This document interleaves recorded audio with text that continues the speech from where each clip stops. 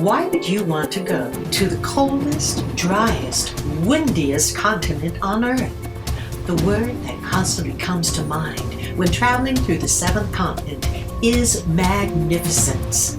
Sliding through the ice, the crunching reverberation, the swift movement of the stellar MV Plancius is exhilarating. It tells me I'm on my way to somewhere beyond special. I'm mesmerized by everything here, captivated completely. It's also known as the White Continent. It is magnificent Antarctica, unspoiled by human civilization. This ethereal, unworldly place defies description, but I will try.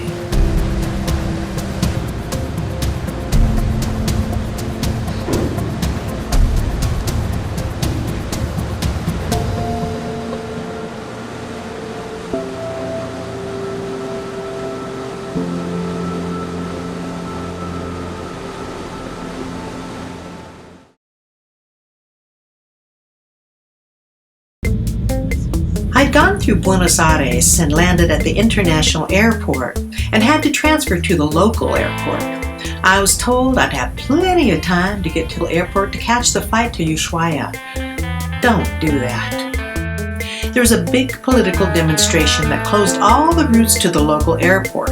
The flight left without me. But those angels on my shoulder directed me to a spa in the trendy Palermo Soho area.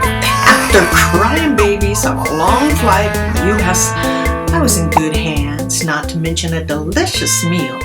Oh, but that flight cost me. Thank God for a good husband and people on the other side dealing with it, so I got a connection in the wee hours of the next morning.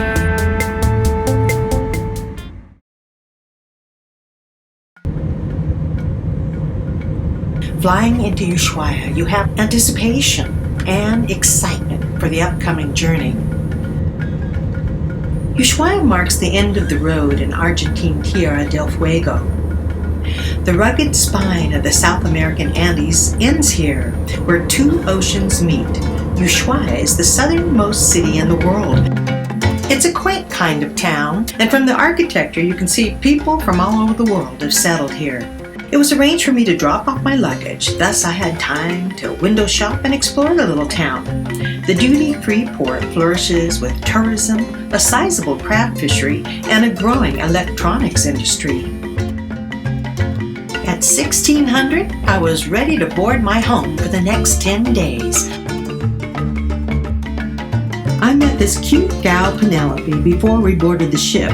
We were both taking pictures. It was cold and windy. She was out in the freezing weather in shorts. She had been traveling throughout South America from New Zealand. She had just met her roommate Justine, who was from Poland. I called her the Principessa. You would have thought they were sisters. They loved razzing each other. These two had such a great generosity of spirit. As we set off through the Beagle Channel, we went through the rigors of a lifeboat drill. We were escorted by black-browed albatross, dramatic skies, and lovely, cool air. From here at the bottom of the world, Tierra del Fuego will be going a long way south.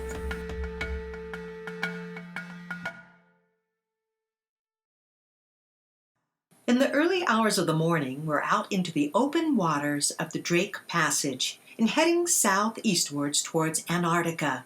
It's a 2-day trip to get there. Lectures, presentations, and visits to the Captain's Bridge will fill our days as we travel south. So far, so good. Drake's Passage is having a mellow day, and that means so are many of the passengers. The sun is out, the cloudscape sublime, the cadence of the moving ship relaxing, the wind cool, brisk, is intoxicating to me. I always have a book in hand, and now I'm reading Shackleton's Way, Leadership Lessons from the Great Antarctic Explorer. Shackleton's story is of brilliant leadership and survival against all odds. It is one of the most amazing survival stories in history. They were in an extraordinarily harsh situation and environment.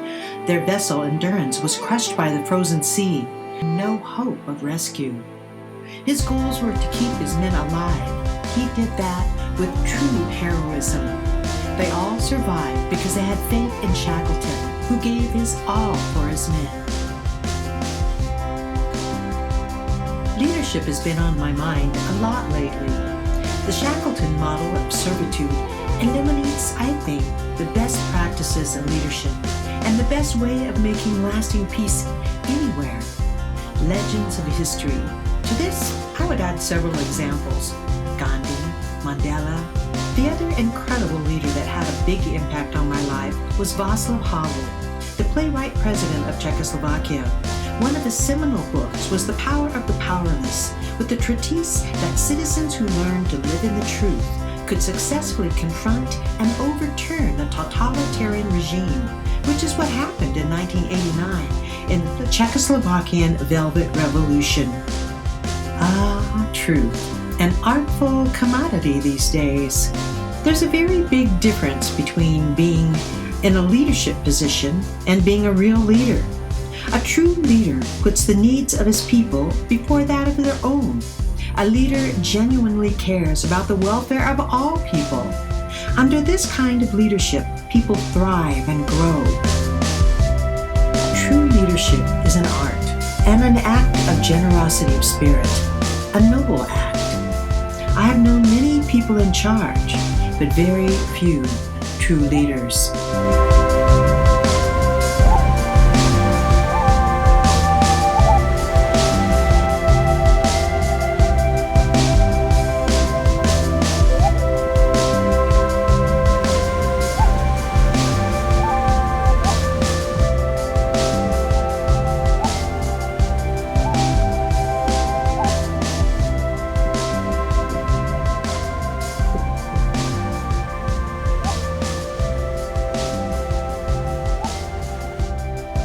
The MV Plancius is a 114-passenger small ship designed and built for polar cruises. The ship was named for Petrus Plancius, a Dutch cartographer and constellation inventor.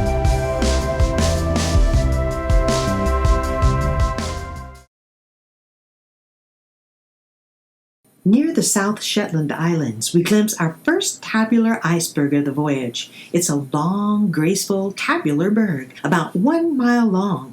We also begin to see traces of land up ahead.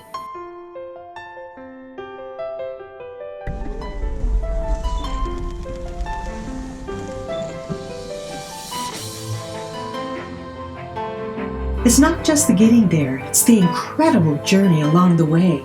As we move along the coast, it's a feeling of otherworldly grandeur.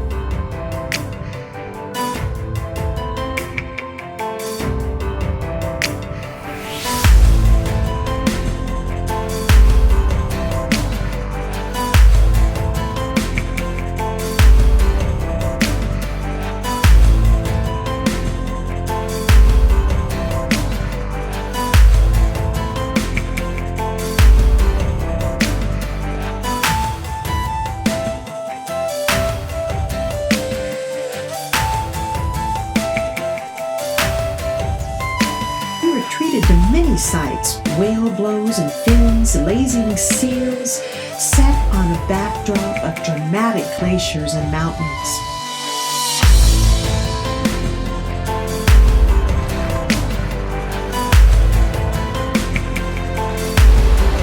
Any direction you looked at was filled with amazing splendor, the colors constantly changing with the cloudscape and the environment.